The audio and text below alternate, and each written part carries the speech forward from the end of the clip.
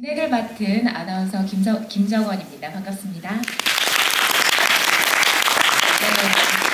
네, 오늘 그리고 저희에게 달콤한 꿈 이야기를 들려주실 이제 성아 씨가 입장하시겠는데요. 성아 씨, 여러분 큰 박수로 환영 인사 부탁드릴게요.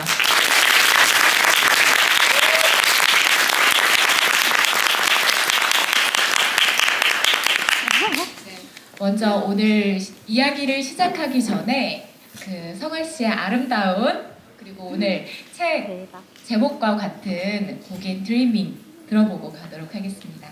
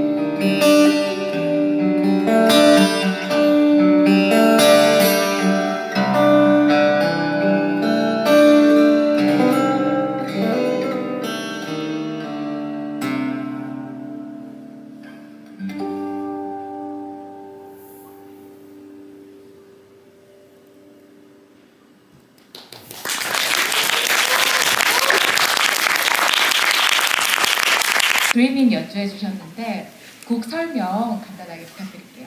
네, 이 드리밍이라는 곡은 제가 작년에 발매한 포에트리라는 앨범에 수록되어 있는 타이틀곡이고요.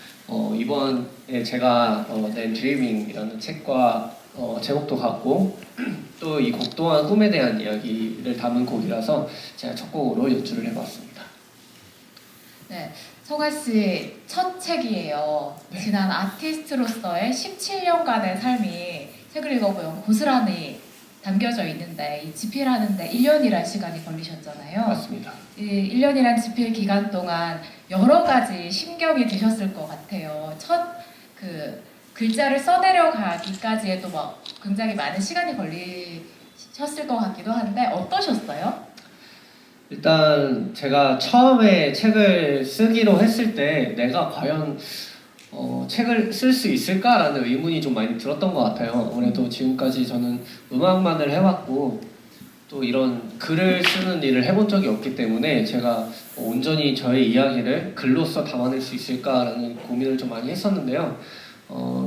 그러다 보니까 처음에 쓸 때는 좀 많이 힘들었어요. 아무래도 진도 나가기도 힘들었고 또 제가 지난 거의 한 15년 이상 되는 제 음악 인생을 담는 책이다 보니까 기억이 안 나는 부분도 많았고 그런 것들을 하나하나 더듬어 가면서 썼기 때문에 1년 동안 좀 고민이 많았고요. 그래도 어떻게 계속 하다 보니까 되더라고요. 그래서 나오고 나니까 좀 많이 뿌듯하고 그래도 제 어떤 이야기를 이렇게 책 한 권으로서 많은 분들께 들려드릴 수 있다는 것 자체가 너무 영광스러운 일이었다고 생각합니다. 오늘따라 그 성화 씨는 두 번째 이렇게 가까이서 뵀는데 눈이 더 반짝반짝 빛나시는 것 같아요. 네. 그런데 이런 오늘 이제 많은 이제 청중분들 앞에서 독자분들 앞에서 어떤 이야기를 성화 씨의 이야기를 더 꺼내보면 좋을까 생각이 들었어요. 네. 성화 씨의 책을 쭉 읽어보면 성화 씨는 주변 사람들과 이제 예술적 동료들, 아버지 그리고 팬분들과 굉장히 소통을 많이 하는 아티스트라는 점 느낄 수가 있었어요.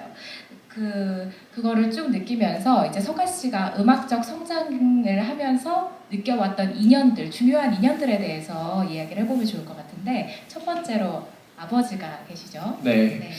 저는 아버지 때문에 처음 음악을 시작했어요. 저희 아버지께서 굉장히 음악을 좋아하셨는데 그게 그 음악 사랑이 좀 아버지 젊으셨을 때부터 있으셨던 것 같아요. 그래서 저희 어머니께서도 항상 그런 기타 치면서 노래 부르곤 하는 저희 아버지 모습에 반해서 네, 만나셨었는데 네. 그게 이제 음악 사랑이 너무 커지다 보니까 나중에는 좀 피곤하셨다고 해요. 그럴 정도로 네, 음악을 너무 사랑하셨는데 제가 어머니 뱃속에 있을 때부터 그런 음악들을 듣고 자라왔던 것 같아요. 그래서 그런 것들이 좀 영향이 있었고 어느 날 아버지께서 기타 치시는 모습이 너무 멋있어 보여서 제가 10살 무렵쯤에 한번 배워보고 싶다고 말씀을 드렸더니 이제 아버지께서 그래 뭐 한번 해봐라 하고 가르쳐 주셨던 게 계기가 돼서 기타를 연주를 하게 되었고요.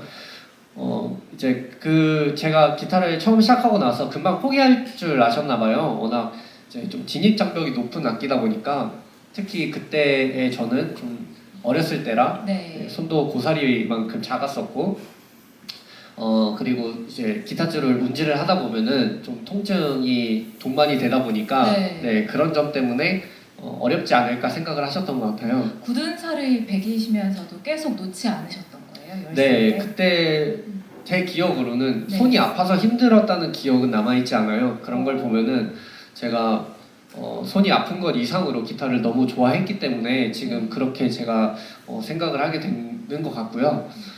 그럼에도 제가 제 손이 아프더라도 계속해서 기타를 놓지 않고 있으니까 아버지께서 그제서야 얘가 정말 기타를 치고 싶어 하는구나, 네. 정말 기타를 사랑하는구나, 이제 그때 그런 생각이 드셨는지 이제 그때서부터 저를 좀 많이 서포트를 해주시기 시작하셨죠. 또 세션으로서 음악을 하고 싶다 하면은 똑같이 실용음악과를 가거나 아니면은 클래식과를 가기도 하고요. 그런 식으로 좀 정해진 커리큘럼이 있는데 제가 하는 핑거스타일이라는 장르는 워낙 마이너하고 전 세계적으로도 핑거스타일에 관련된 학교가 거의 없어요. 그래서 이걸 이 아들을 어떻게 해야 하나 이런 고민들이 좀 많으셔서 그나마 이제 그런 분야에 좀 많이 알고 계시는 이 분야에 대해서 많이 알고 계시는 회원분들이 모여있는 핑거셀 카페에 그렇게 자문을 좀 하셨던 거고 네. 어, 함추도 선생님께도 직접 네, 찾아가셔서 맞습니다. 하셨다고. 이번에 추천사도 써주셨는데 함춘선님께서 워낙에 이제 대한민국의 거의 전설적인 기타리스트시다 보니까 저희 아버지께서 제 손을 잡고 서울로 올라오셔서 그때 함춘 선생님도 만나 뵙고 네. 고민 상담도 좀 하고 했었어요. 그래서 그런 어떤 아버지의 노력이 있었기 때문에 네. 예, 지혜가 지금까지도 잘 성장해올 수 있지 않았나 싶습니다. 아버지가 아들의 진심을 일찍 발견하시고 끝까지 믿어주신 덕분에 이렇게 성아 씨가 성장하실 수 있었던 것 네. 같습니다. 그리고 두 번째로 이제 사실 음악적인 스승님들 이야기를 빼놓을 수가 없어요. 네. 책에 보면 울리나 뭐 미국에서 만난 트레이스 원디. 네, 트레이스 번디. 네, 좀 이야기 좀 들려주시면 좋을 것 같아요. 어떻게 만나게 됐고 어떤 영향을 받았는지. 네, 사실 지금도 그렇지만 옛날에는 더더욱더 어렸을 때 기타를 치는 친구들이 없었어요. 거의 저 말고는 찾아볼 수 없었을 정도로 이제 어렸을 때 기타 치는 친구들이 많이 없었는데요.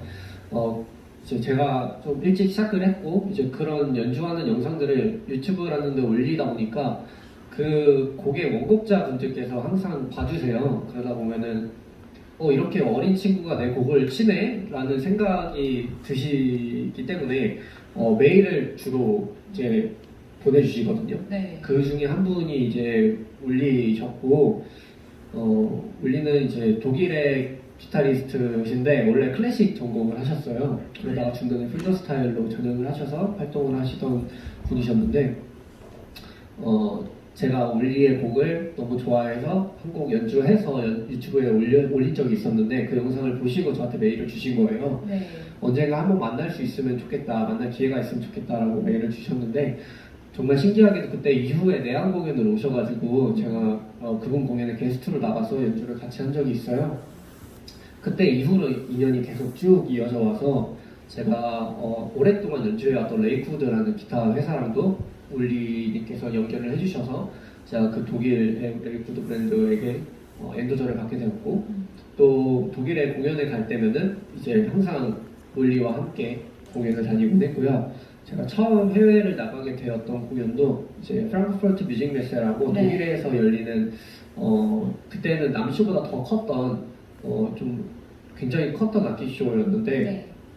거기도 초대받아서 레이쿠드 부스에서도 공연하고 뭐 이런 식으로 좀 경험을 많이 쌓을 수 있었어요. 네. 그래서 그 뒤로 정말 울리와 레이쿠드의 도움을 많이 받았죠. 그 레이코드에 대한 추가 질문도 네. 사실 레이코드에서 정성아 씨, 송아 씨의 시그니처 기타가 나왔잖아요. 네. 그 이야기도 들려주시면 좋을 것 같아요. 그때 기분 또 어땠고 어떤 의미가 있는지. 네, 사실 기타 회사에서 이제 어떤 뮤지션분들에게 커스텀 기타는 많이 만들어 주세요. 근데 이제 시그니처로 발매를 해서 대중들에게 판매하는 용도로는 시그니처 기타가 많이 나오진 않거든요. 네. 근데 이제 그럼에도 그때 당시에 사실 제가 아무것도 없을 때 지원을 해주셨고 제가 또 열심히 하는 모습을 보고 그런 시그니처 기타를 내주겠다고 저한테 제안을 주셨던 것 같아요. 그래서 저는 정말 흔치 않은 기회였고 너무 영광이었어가지고 그때 정말 어떤 목표치 하나를 이룬 그런 네. 느낌이 들었어요. 예술가로서 네, 악기에 자기 이름이 붙은 악기가 나온다는 건 정말 또 다른 작품을 하나 안겨받는 거잖아요. 네 맞습니다. 그래서 시그니처 기타가 저에게 정말 큰 의미가 있었고 그런 이제 시그니처 기타를 팬분들께서 네. 구매를 하셔가지고 또 제 곡을 연주하시는 영상을 많이 보고 있으면은 또 그것대로 되게 뿌듯해합니다. 표정에서 정말 뿌듯해 하시는 것 같아요. 그리고 또 이제 제이슨 무라즈 네. 빼놓을 수 없죠. 사실 굉장히 세계적인 아티스트인데 이렇게 협연 2년부터 어떤 과정에서 이제 편곡을 성아 씨께서 하셨고 그거를 또 다시 제이슨 무라즈가 다시 편곡을 하셨잖아요. 네. 그리고 콘서트의 협연 과정까지 이야기를 좀 비하인드 스토리를 더 들려주시면 좋을 것 같아요.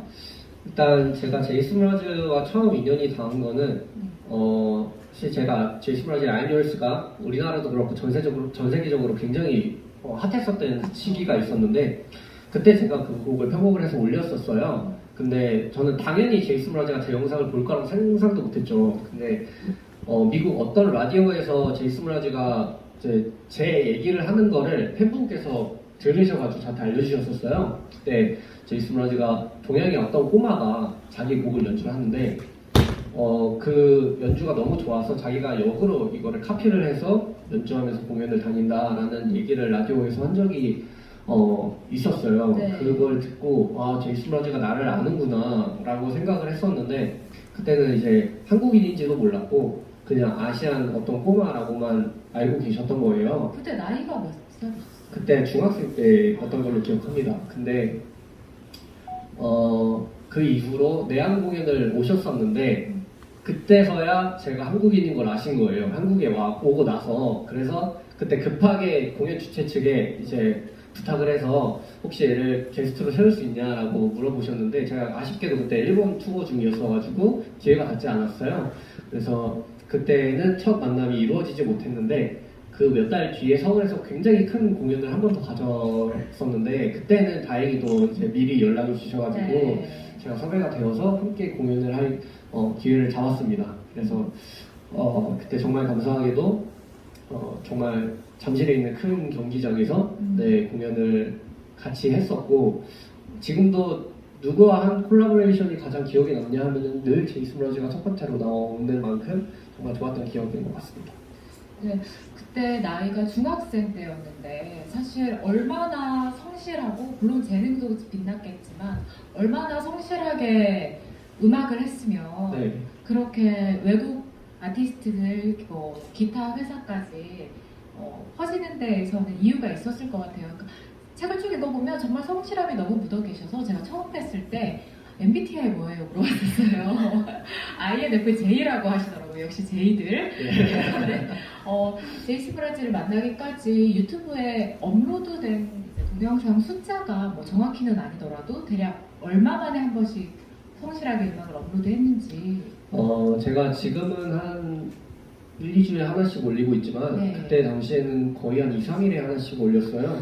네. 제가 이제 항상 드리는 말씀이 저는 기타 자체에 재능이 있는 게 아니라 노력하고 꾸준하게 뭔가를 하는데 재능이 있다라고 말씀을 드리거든요. 저는 정말 그렇게 생각하는 사람이에요. 제가 어렸을 때 제 기타 치는 영상들이 많다 보니까 좀 보게 될 거 아니에요. 그런 것들을 보고 있다 보면은 그때 제 나이 또래 애들이 지금 기타 치는 영상을 보고 있으면은 다른 친구들이 연주하고 있는 영상을 보고 있으면 그때 저보다 훨씬 잘 치는 친구들이 엄청나게 많아요.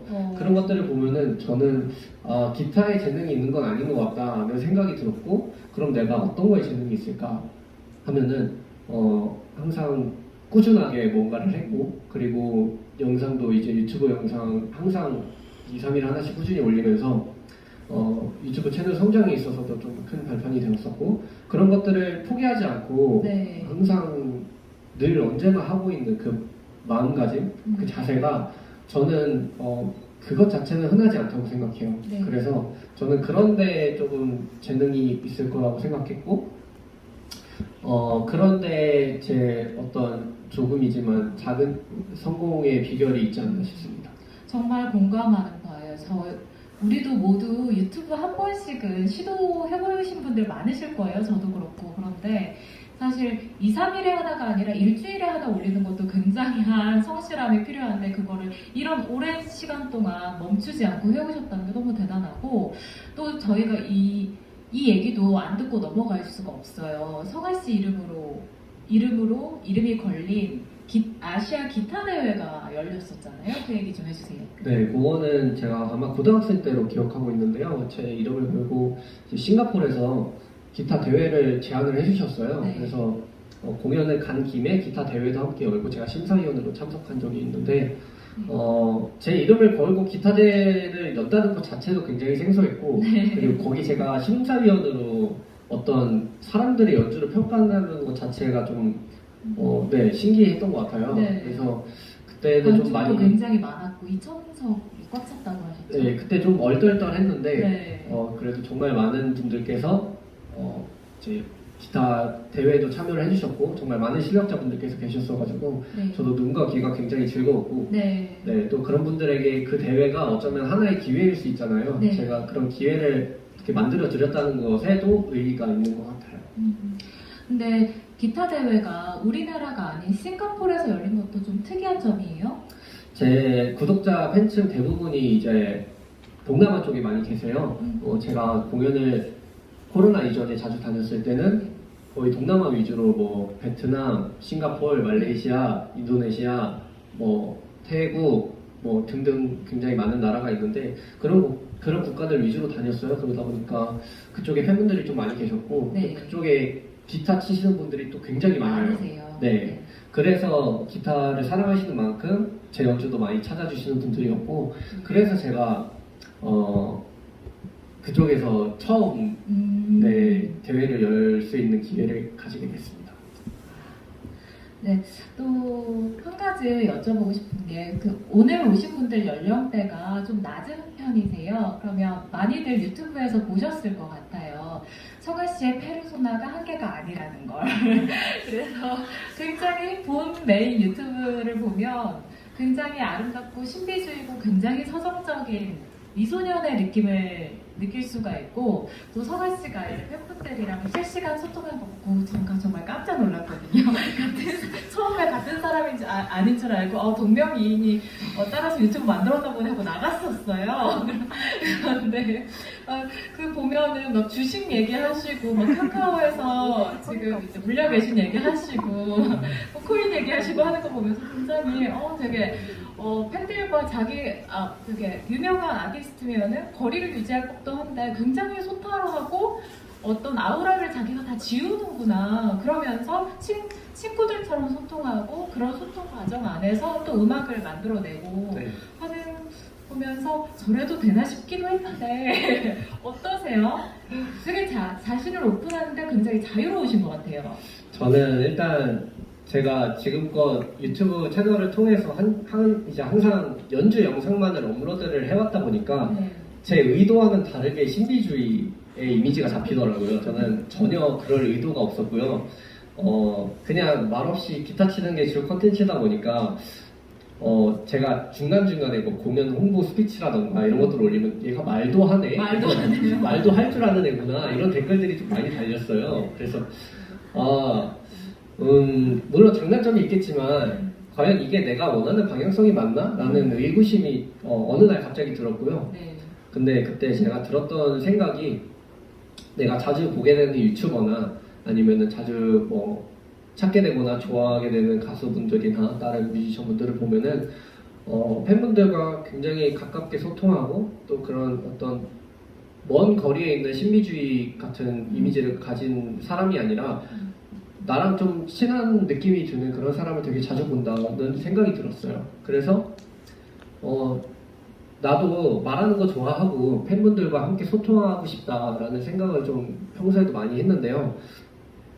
그런 것들을 어떻게 풀면 좋을까 네. 생각을 했는데 그때 마침 이제 코로나 시국 때문에 공연을 많이 하지 못하는 때였어요. 그래서 그러면은 개인 방송을 한번 짜발씩 해보자는 네. 생각에 이제 그런 것들을 하게 되었고 네. 그러다 보니까 제가 네. 원래는 굉장히 내성적인 성격이고 네. 말수가 굉장히 안 적었는데 믿겨요. 네. 근데 이제 어렸을 때부터 공연을 많이 다니고 인터뷰도 많이 하고 뭐 이러다 보니까 좀 많이 바뀌었어요. 네. 그 책에도 담겨 있는데 제가 내성적인 성격을 어떻게 극복해 왔는지에 대해 담겨 있어요. 이제 그런 과정들을 거쳐서 지금의 어떻게 보면은 말이 좀 많아진 정성화가 됐는데 그런 모습을 좋아해 주시는 팬분들이 많으시더라고요. 네. 물론 이제 이전에 제 이미지를 더 좋아해 주시는 분들도 계시겠지만 저는 약간 인생의 모토가 하고 싶은 건 다 하고 살자여가지고요. 그냥 제가 하고 싶은 대로 하고 싶었어요. 네. 그래서 처음 시작을 하게 된 거고 물론 뭐 방송을 하면은 연주 영상만큼 많은 분들께서 봐주시는 건 아니지만 저는 그것 자체로 좀 방송을 하면서 많이 행복함을 느끼고 있고 네, 또 어차피 공연을 못하고 활동을 하지 못할 때라면은 이렇게라도 팬분들께 내가 살아있다는 걸 어필을 해야 되지 않을까. 나도 말을 할 수 있다. 네, 살아있다. 네, 그래서 저는 좀 아직까지도 긍정적으로 보고 있습니다. 여러분들 살아있는 정성화 씨에게 박수 한번 부탁드릴게요.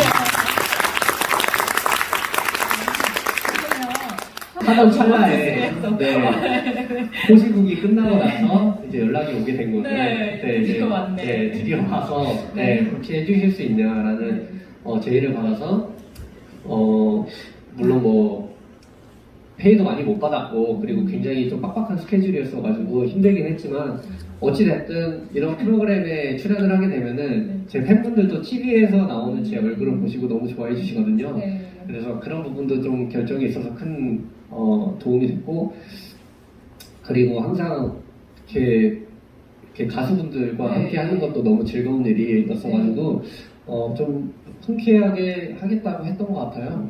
그래서 하면서 이게 2주 동안 20곡 가까이 20곡을 편곡을 해야 되는 굉장히 빡빡한 스케줄이었어서 이거를 처음에는 어떻게 하지? 이거를 할 수가 있나? 라는 생각을 많이 했는데 하다 보니까 또 되더라고요. 사람이 닥치면은 다 하게 돼요. 그래서 그때 20곡을 편곡하고 합주 한 2번인가 하고 이제 방송 출연을 하게 되었는데 저는 힘들긴 했지만 너무 재미있던 경험이었어요.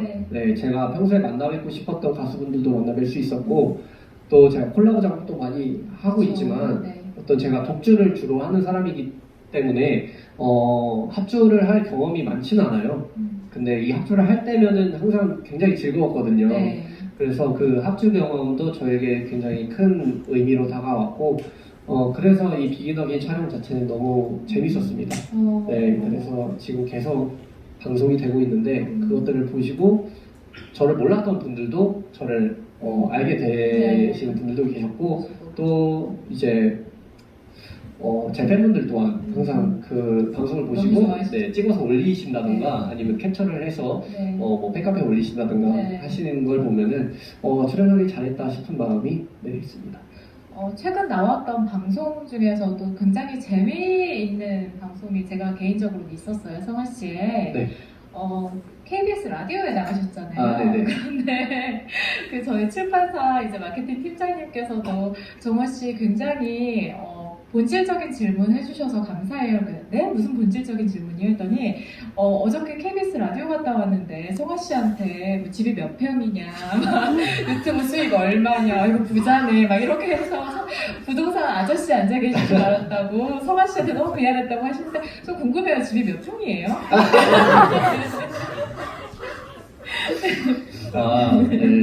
제가 방송에서도 했던 거니까. 제가 처음에는 원룸에 살다가 워낙 기타들이 많고 장비들도 많고 또 처음에 20살 때 독립해서 살 때는 한 12평 남짓 때는 투룸 형식의 공간이었어요. 그러다 보니까 언젠가는 나도 좀 큰 집으로 이사를 가서 작업실을 만들어서 스튜디오처럼 방음 부스를 해서 그곳에서 작업하는 꿈을 그렸거든요. 근데 이제 그 집에서 한 3, 4년 정도 살다가 저희 큰 집으로 이사를 가게 되었는데 제가 집은 커도 이제 써야 되는 공간이 많아요. 뭐가 변명이 굉장히 많이 한 곳은 기타방, 한 곳은 스튜디오, 한 곳은 뭐 안방 이런 식으로 해서 방이 좀 많이 필요한데 그래서 몇 평?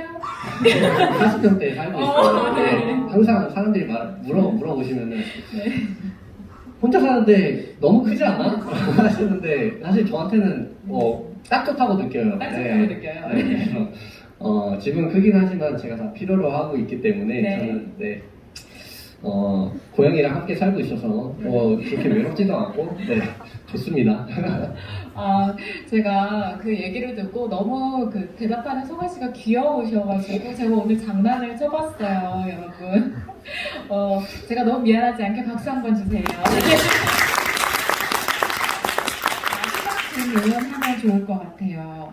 이제 첫 자서전을 내시면서 목표를 말씀해 주셨는데 이제 아티스트로서의 목표가 책에 나와 있고 또 이제 개인적으로 내면적으로의 목표가 있다면 이제 팬분들한테 말씀 주시면 좋을 것 같아요. 일단 저는 좀 짧고 굵게 말고 가늘고 길게 연습을 하고 싶거든요. 그래서 뭐 굉장히 엄청나게 유명해져서 막 그렇게 된다기보다는 저는 지금보다 더 잘 되면 뭐 좋긴 하겠지만 지금 들어주시는 분들도 충분히 많다 보니까 계속 제 음악 하면서 팬분들과 제가 흰머리 나는 그날까지 네, 계속 음악 하고 싶어요. 그래서 이제 그게 어떻게 보면은 제 어떤 되게 멀리 바라보고 있는 목표 중 하나고요. 그리고 제가 하고 있는 인스트루멘탈이라는 장르를 더 많은 분들께서 아셨으면 좋겠어요. 여기 지금 계신 분들은 어떤 기타 연주의 매력을 느끼고 제 연주를 들어주시는 분들이시겠지만 보통은 보컬이 들어간 어떤 음악들을 많이 들어주시다 보니까 기타뿐만이 아니라 뭐 피아노 연주라든지 아니면 다른 악기들의 솔로 연주들도 너무나도 좋은 음악들이 많은데 네. 그런 것들을 잘 모르고 계세요. 네. 저는 이 인스트루멘탈의 음악이 가진 매력이 보컬 음악에 뒤처지지 않는다고 생각을 하는 사람이어서 제가 하는 이 인스트루멘탈 음악이 좀 더 대중화되었으면 좋겠고요. 그 대중화를 시키는 때 제가 조금이라도 이바지했으면 좋겠습니다. 그래서 그것도 하나의 목표고 제가 나중에 이제 늙어서 죽게 되었을 때 이제 그 후세대들의 좀 계속 이제 오르락 내리락 하는 그런 네, 뮤지션으로 남고 싶어요. 제 이름이 이제 계속 네, 입에 오르락 내리락 하고 또 제 음악이 계속 어디선가 내가 죽은 뒤에도 계속 흘러나오는 그런 뮤지션이 되었으면 좋겠다는 생각이 있고요. 왜냐하면 제가 지금까지도 듣는 음악들 중에 뭐 이미 해체된 밴드의 음악이나 아니면은 이미 세상을 떠서 없으신 뮤지션 분들의 음악도 제가 자주 듣다 보니까 나도 이런 사람이 되고 싶다, 이런 뮤지션이 되고 싶다라는 생각이 들더라고요. 그래서 그것 또한 제 또 다른 하나의 목표입니다. 이제 제가 좋아하는 어떤 것들을 좀 많이 담은 앨범이라서 제가 처음에 연주해드렸던 드리밍도 제가 어느 날 꿈에 대한 이야기를 담은 곡이라면 이 The Ocean이라는 곡은 제가 어렸을 때부터 너무나도 좋아했던 게 바다예요. 그래서 제가 아까도 말씀드렸던 핑거스타일 카페에 처음 가입한 닉네임도 블루시였어요. 그래서 그만큼 바다를 좀 많이 좋아했는데 항상 저에게 바다는 좀 꿈과 같은 그런 굉장히 화사한 이미지의 바다였는데 어느 날 밤바다를 보고 있다가 그런 생각이 들더라고요. 바다란 그런 우리가 생각하는 좋은 이미지만 있는 게 아니구나 또 알고 있었지만 그때 새삼 다시 알게 되었던 그런 경험이었어요. 그래서 저희가 휴가 때 가는 바다나 이런 것들을 보면은 좀 너무 밝은 이미지지만 밤에 보는 바다나 그리고 우리가 우주만큼이나 모르고 있는 게 지구 속에 있는 심해거든요. 그래서 그런 바다의 어떤 다이내믹과 알 수 없는 그런 이미지들을 좀 곡으로 표현을 해보려고 했던 곡이에요. 그래서 이 The Ocean이라는 곡은 저 자체도 이제 드리밍과 함께 가장 이번 앨범에서 마음에 드는 곡이기도 하지만 또 팬분들께서도 많이 사랑해 주시는 곡이기도 합니다. 그래서 준비를 해봤어요.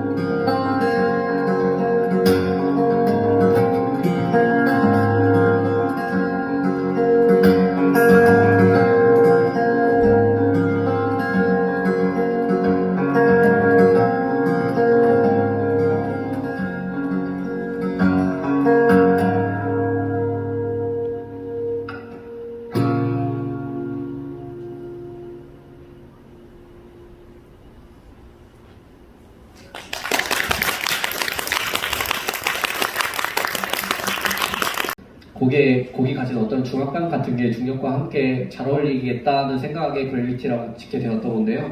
이 코스모스라는 곡은 좀 달라요. 이제 곡 분위기는 비슷할지 몰라도 저는 또 요즘에 제가 좋아하고 많이 보는 것 중에 하나가 우주에 대한 이야기예요. 워낙 별을 좋아하고 그런 것들을 좋아하다 보니까 자연스럽게 관심이 가게 되더라고요. 근데 유튜브에 이제 우주에 대한 이야기를 보고 있으면은 알고리즘에 의해서 계속 다음 영상이 뜨거든요. 이제 그런 것들을 계속 보다 보니까 오히려 더 궁금해지고 이 우주에 대한 이미지가 전에 제가 느꼈던 이미지랑은 또 좀 다르더라고요. 이제 우주는 그냥 마냥 정말 저 멀리 있는 우리 손이 닿을 수 없는 그냥 그런 곳이었다고 생각을 한다면은 요즘에는 탐사선도 많이 보내고 또 저희가 볼 수 있는 우주의 사진들도 많고 그런 것들을 보면은 우리가 정말 우주에게 있어서 먼지보다도 작은 존재들이지만 그 먼지들이 이 광활한 우주의 공간의 극히 일부분이지만 그 부분을 볼 수가 있구나. 그리고 그런 것들을 보면서 어떤 사진이나 동영상들을 보면서 정말 그런 우주의 신비로움 같은 것들을 볼 수 있게 되었고 그런 어떤 재미난 스토리나 뭐 그런 것들이 좀 되게 저에게는 좀 크게 다가왔어요. 그런 우주를 좋아하는 입장에서. 그래서 이런 내가 느끼는 이런 우주에 대한 이미지와 생각을 곡으로 담아내면 어떨까라는 생각을 해서 곡을 그렇게 이제 작곡을 하게 된 거고요. 제 제목을 우주라고 하고 싶은데 이 우주에는 이제 세 가지의 우주가 있어요. 이제 스페이스, 유니버스, 코스모스 이렇게 세 가지가 있는데 스페이스 같은 경우에는 우리가 닿을 수 있는, 그러니까 우리가 탐사선을 보내거나 아니면 우리가 가볼 수 있거나 하는 정도의 범위를 스페이스라고 하고요. 그리고 유니버스는 우리의 손이 닿을 수 없는 정도까지의 모든 우주를 통틀어서 유니버스라고 하는데 코스모스는 거기에 뭐가 더해지냐면 철학적인 어떤 이제 사람의 신념이나 관념이나 철학적인 어떤 것들이 더해지면 그때 이제 코스모스라는 단어가 돼요. 이제 그걸 이제 많이 유명한 칼 세이건의 코스모스가 있지만 책 제목으로 저는 이제 그런 어떤 저의 철학적인 거를 우주에 담았을 때 코스모스라는 제목이 잘 어울리겠다라는 생각이 들어서 코스모스라고 짓게 되었고요. 이제 마냥 그냥 그 우주 자체를 표현한 거라기보다는 내가 느끼는 제 우주의 느낌을 더 많이 담은 곡이라서 그런 식으로 좀 이해하고 들어주시면 좋을 것 같습니다. 답변 감사합니다. 바로 질문. 맨 앞에서 그 1시간 반 동안 정말 눈도 안 깜깜거리시고 시선이 느껴졌어요. 그렇죠? 네. 네, 사실 너무 뵙고 싶었던 분이라서 뵙게 돼서 너무 기쁘고 사실 질문도 많이 준비해 왔는데 지금 시간 관계상 저는 딱 하나만 하자고 하면 전 사실 지금 너무 존경하는 분 봐서 너무 떨리고 이렇게 어떻게 말을 해야 될지 모르겠는데 그런 상황들이 일반인들한테는 되게 많잖아요. 어떤 발표를 하러 나갈 때도 그렇고 그다음에 뭔가 취업을 위해서 면접을 보러 갈 때도 네네. 그렇고 막 떨리는데 성아님 같은 경우에는 더 떨리는 순간이 많을 거고 더 많은 사람들 앞에서 이렇게 이야기하시거나 연주하셔야 되는 순간들이 많을 텐데 그렇게 긴장할 때 이 긴장을 해결할 수 있는 꿀팁이 있는지 여쭤보고 싶어서 질문드립니다.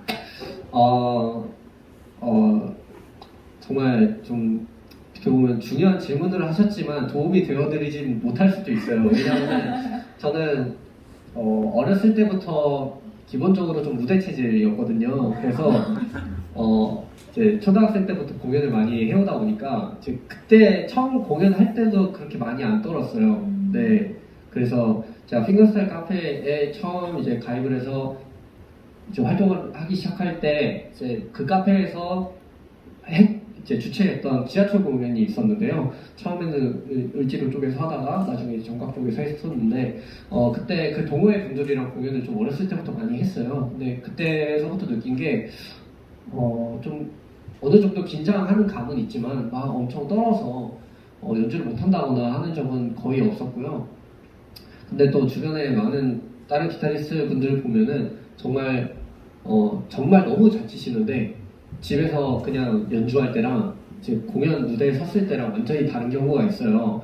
이제 보통 이제 저희끼리는 약간 장난식으로 방구석 기타리스트라고 하는데 이제 그냥 무대에 서면은 조명을 보고 정말 눈앞이 새하얘지는 분들이 계세요.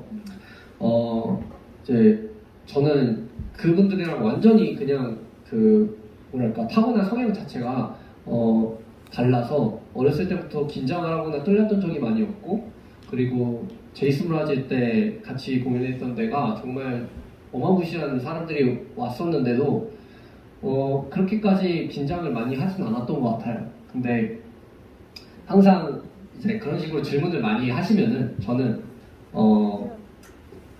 아마 다른 분들도 똑같이 생각하실 거예요. 연습을 정말 저는 많이 하거든요. 연습을 정말 많이 하면은 무대에서 아무 생각을 하지 않더라도 손이 자동적으로 알아서 가요. 네, 그거는 제가 다른 가수분들께도 들은 말인데 그 정도의 연습을 거치고 나면은 무대에서 아무 생각을 하지 않아도 몸이 이제 저절로 나오게 돼요.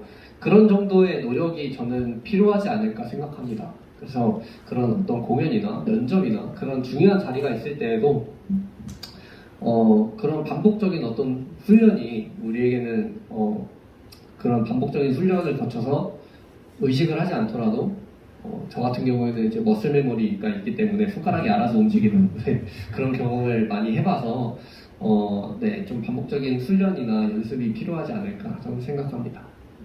정말 연습의 신다운 정말 정도를 걷는 답변이었습니다. 팁이란 없습니다, 여러분.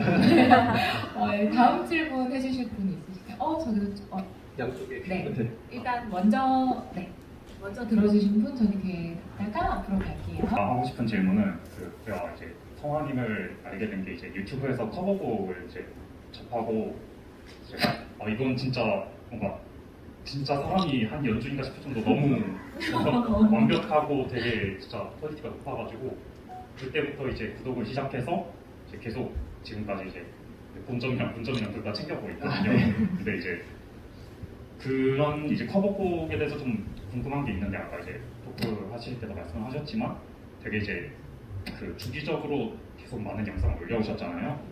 이제 저도 그 음악을 이제 취미로 하고 있는 입장으로서 연주 영상들을 이제 찍곤 하는데 근데 이제 찍을 때마다 약간 좀 이건 마음에 안 드는데 약간 그게 계속 나와가지고 뭐 실수를 한다던가 그런 뭐 약간 실수를 하지 않더라도 뭔가 영상을 찍으면 이건 좀 뭔가 마음에 안 드는 그런 게 좀 있었어요. 그래가지고 약간 이제 성아님 같은 경우에는 이제 어떻게 그런 식으로 이제 좀 약간 꾸준하게 그런 식으로 좀 어떻게 보면 이제 완벽하다고 할 수 있는 걸 계속 올려오셨잖아요. 그래서 약간 이런 식으로 뭔가 내가 마음에 안 드는 순간이 있었을 텐데 그런 경우에 그냥 타협을 하고 그냥 오디션 했을지 아니면은 좀 약간 어떻게 하는지 궁금했어요. 고민하시는 부분들은 그 취미로 하시는 분들이나 프로로 하시는 분들이나 마찬가지예요. 누구나 녹음 버튼 딱 누르면은 실력이 몇 퍼센트 깎여요. 네, 그 디버프가 걸려요. 그거는 누구나 똑같습니다. 저도 똑같고 이제 해외에서도 댓글이나 영상들 같은 거 보면은 그런 이야기들이 심심찮게 많아요. 분명히 녹음 버튼을 누르면 실력이 저하되는 무언가가 있을 거다. 말을 많이 하시더라고요. 그거는 저는 당연한 거라고 생각해요. 그래서 그런 것들을 엄청나게 고민을 하시기보다는 저 같은 경우에는 영상을 올릴 때 제 마음에 들지 않으면은 안 올리거든요. 좀 제가 영상을 올리면은 그 영상을 적게는 몇만, 뭐 많게는 수백만의 사람들이 봐주시게 되니까 그 영상이 만에 하나라도 이제 정말 많은 사람들에게 보여졌을 때 제 연주가 마음에 들지 않는 영상이라면 저는 평생 동안 그 연주 영상을 부끄러워할 거예요. 네, 실제로 제가 어렸을 때 연주했던 영상들 중에 그런 영상들이 꽤 많아요. 그래서 제가 그런 과정들을 거쳐오면서 아 정말 내 마음에 들지 않으면 올리면 안 되겠구나 하는 생각이 들더라고요. 그래서 녹음할 때 물론 실수 많이 하고 마음에 안 드는 부분 많은데요.